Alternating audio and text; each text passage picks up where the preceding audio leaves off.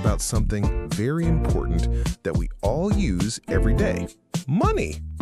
That's right. Money is everywhere in our lives. We use it to buy food, clothes, tickets for travel, and even services, like going to the doctor or paying for a haircut. Exactly. So, let's start with the basics. What is money? Money is something people use to buy things or services. Without money, it's hard to get what you need or want. Money comes in different forms. The most common is cash. Cash is physical money, meaning you can touch it.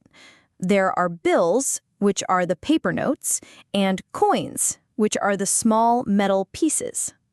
Right. For example, if I have a $5 bill in my pocket, that is cash. If I have 3 quarters, a dime, and a nickel, that is also cash. Even though coins are smaller than bills, there's still money you can use. In the United States, people often say bucks instead of dollars.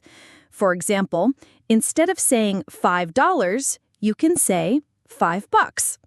That's very common in daily conversation. So if someone says, "It cost me $20, they mean $20. Now, if you need more cash, you can't just find it on the street. You usually go to an ATM. ATM stands for Automated Teller Machine. It's a machine that lets you withdraw money, which means take money out of your bank account. And you can also deposit money into your bank account using the ATM. That means putting your cash safely into your account. So ATMs are very helpful. You can get cash quickly, check your balance, or even deposit money without going inside the bank. Speaking of banks, what is a bank? A bank is a safe place where people can keep their money. You can save your money there, borrow money, or transfer it to other people. And to use a bank, you usually need a bank account. There are 2 main types: a checking account for everyday spending and a savings account to keep money safe for the future. When you open a bank account, you usually get a debit card. This card lets you pay in stores, online, and also withdraw cash from an ATM. Don't confuse a debit card with a credit card. A credit card lets you spend money that you don't have yet. Later, you need to pay it back, usually with interest, which is extra money added by the bank. Yes, using a credit card carefully is very important to avoid debt. Let's review what we've learned so far. Money is used to buy things or services. Cash includes bills and coins.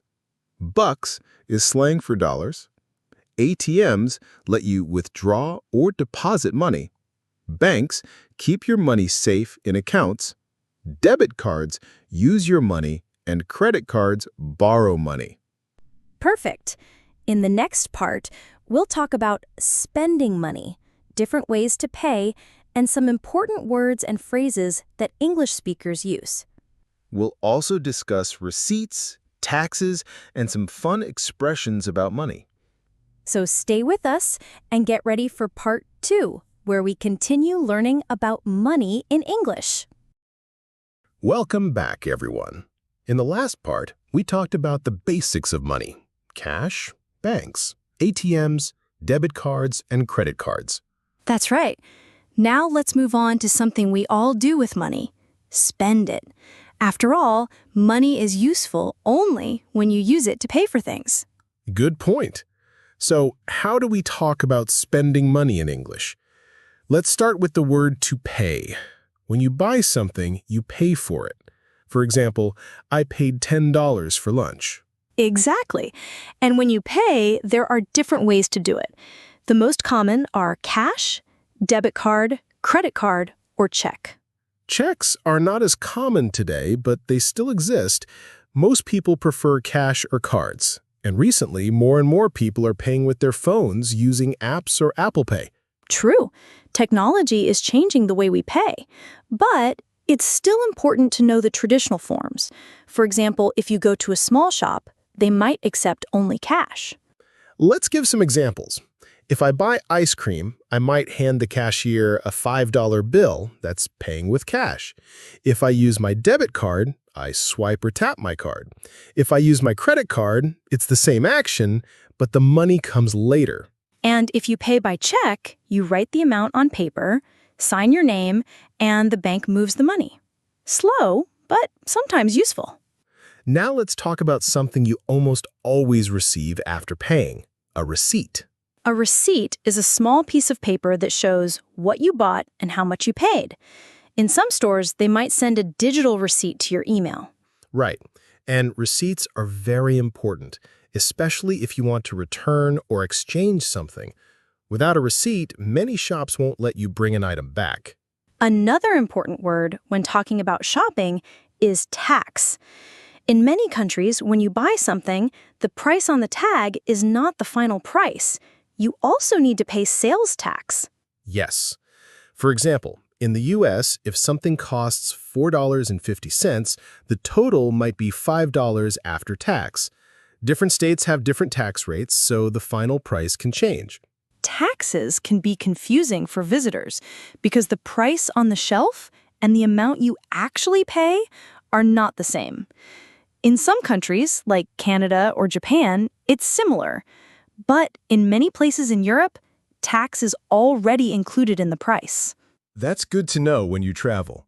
Always ask if the price includes tax so you don't get surprised at the counter. Speaking of prices, let's introduce some casual phrases.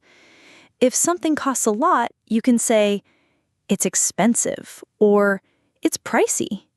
On the other hand, if something is cheap, you can say, "It's a bargain," or "It's a good deal."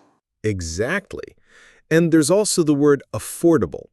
If something is affordable, it means the price is not too high and most people can pay for it. And if you think something costs too much, you might say, "That's a ripoff." That means the price is unfairly high. Yes, I once bought a sandwich for $10 at the airport. I thought, wow, what a ripoff. Airports are always expensive, but good example. Okay, let's do a short practice. Imagine you're at a cafe. You order a coffee for $3.50. If you give the cashier a $5 bill, how much change should you get back? Easy. You should get $1.50 in change. That could be a dollar bill and 2 quarters. Perfect. This is very practical English for daily life. Let's review what we covered in this part. To pay means to give money for something. You can pay with cash, debit card, credit card, phone, or check. After paying, you often get a receipt. Sales tax adds extra cost to many purchases. Useful words: expensive, cheap, affordable, bargain, ripoff. Excellent summary. In the next part, we'll explore different currencies around the world, learn slang words like broke and rich, and talk about saving versus spending. Yes, and we'll also discuss how people talk about money in casual conversation. That'll be fun. So don't go anywhere. We'll be right back with the final part of our money conversation. Welcome back, listeners.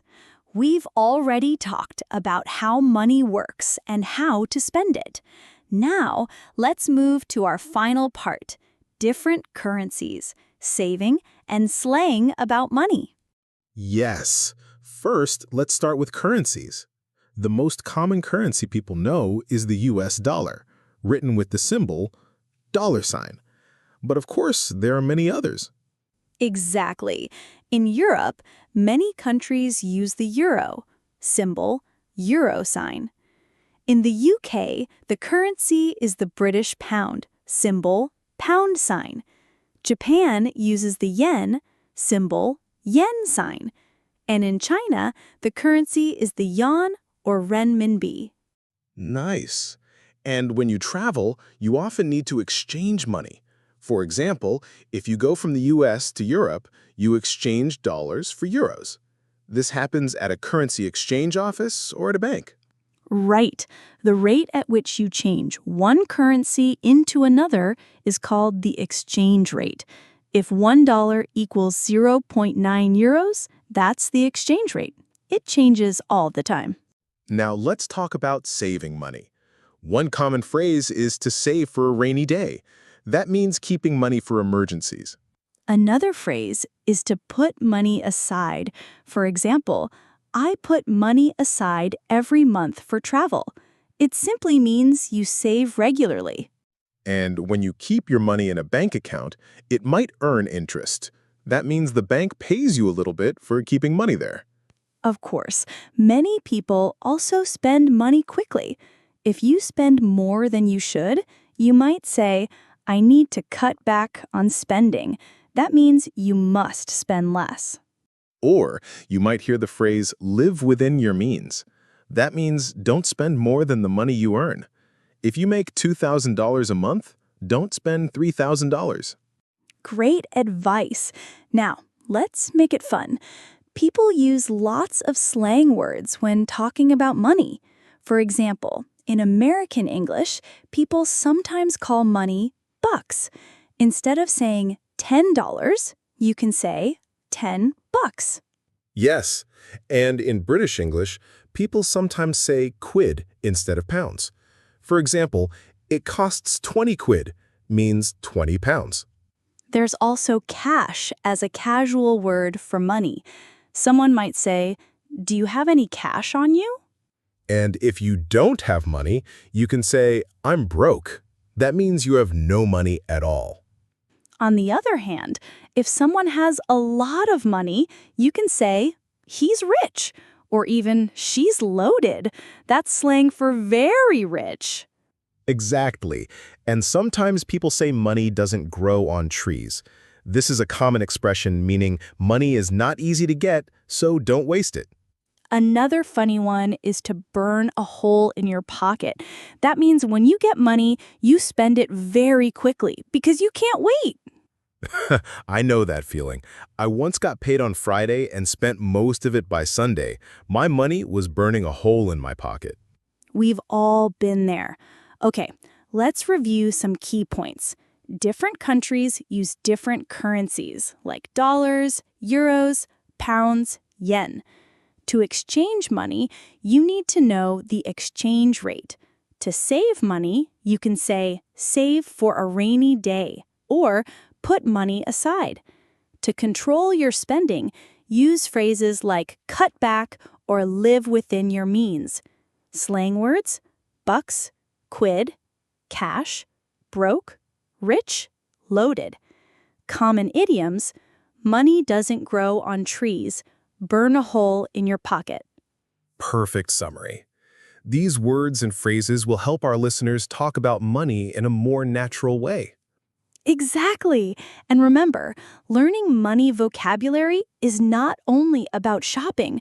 It's about everyday conversations, travel, and even talking about your goals and dreams. Right. Whether you're saving for a trip, planning a big purchase, or just buying coffee, these words will make you sound more fluent. Well, that's the end of our 3-part episode on money.